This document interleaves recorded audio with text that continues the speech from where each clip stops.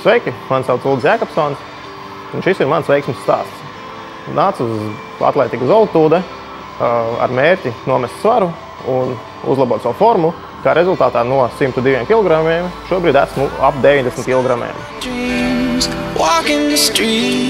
Principā sāku nākt uz zāli tāpēc, ka es sev vizuāli nepatiku vairs. Nebija tas, ko es gribēju redzēt sevī kādu cilvēkā. Un ar to tad, bija iemesls kaut ko darīt.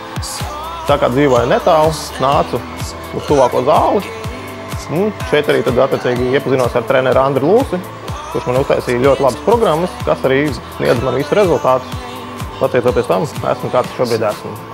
Grūtākais ir tas, kad ir jāsaņemās un ir jānāk. Jo bez nākšanas rezultātu nebūs. Un attiecīgi tas jāpiespiež sevi. Jābūt ir tā kaut kādai iekšēji motivācijai. To ir jāatrod. Bet viņš bija neatlaidīgs un turpināja nākt, un tas viņam iepatikās. Un ar katru nākošo programmu viņš progresēja un uzlaboja savus rezultātus.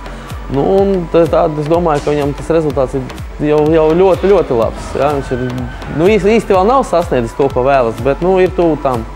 Es domāju, ka viņam neteiksim, ka trūkumi, bet tas, ko pie kā jāpiedomā, būtu tas ikdienas režīms. Ja? Nevis zāle, jo zālē viņš izpilda visu perfekti. Ja? Viņš dara visu pēc programmas, visu kā vajag, ja? Un viņam rezultāts iet.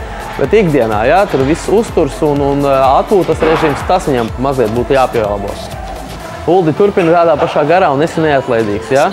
Tas tev dos rezultātus. Es uzskatu, ka bez programmas būtu ļoti sarežģīti, jo tu nezinātu, kuras muskuļu grupas tev ir jākustina, kuras ir jātrenē. Attiecīgi, tā kā es gribēju savu formu, tātad ir konkrēta muskuļu grupa, kura man ir jātrenē. Tātad bez treneru palīdzības, es domāju, tas būs ļoti, ļoti neiespējams grūti panākt.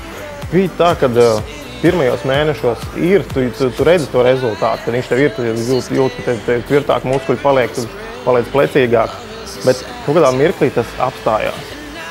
Un tad tu nejūti kā to baigo progresu, un tad tev ir jāsaņemās, un tu zini, ka tev vēlāk būs tas viss parādīsies.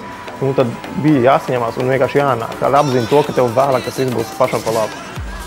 Sakarā ar ēdienu pamainīju, atteicos lielāko daļu no saldumiem. Tos ir tādi samērā maz, miltus principā vispār nē, baltmaizi nē, makaronus nē.